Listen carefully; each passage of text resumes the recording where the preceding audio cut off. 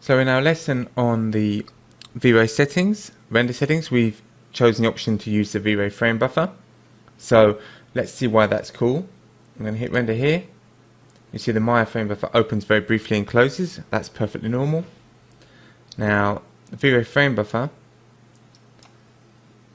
has a lot of cool features which the normal frame buffer doesn't have. The main one for our multipass rendering is that it shows all the passes that we have. So not just the RGB and the alpha, although that's all I have at the moment, but any other passes will add to this drop down here. We can also view it with and without magic sunglasses. So we have this little curve here. Remember the curves that I showed you in Nuke? So there we go. That's the image linear, or the light cache linear in this case.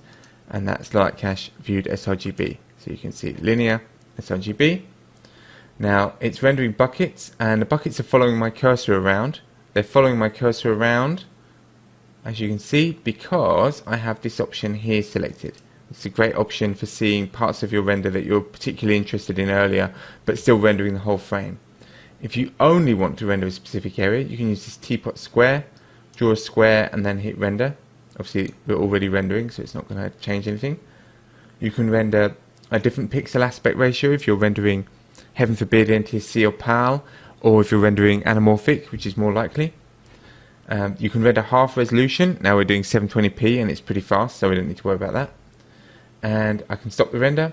This teapot is to submit a new full render using our production render settings, and the teapot with an arrow is to submit render using the IPR settings. Another cool feature is the history. If I hit the H, you can see I have some renders that I've saved, and let me just get rid of those and save this one. So the way you set this up is you set your history settings here, and you give it a directory, which I've put in my image directory, and then I've created a subfolder called previews.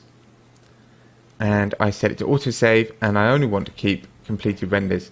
Now as you've seen, I can just press the floppy disk to keep saving, even if I have half a render, so I could still do that. So that gives us an example. We've got our atmospherics, we've got all our effects, but we haven't got a great quality render because we've got very low render settings. And having seen the V-Ray frame buffer, let's have a go at setting up our actual passes.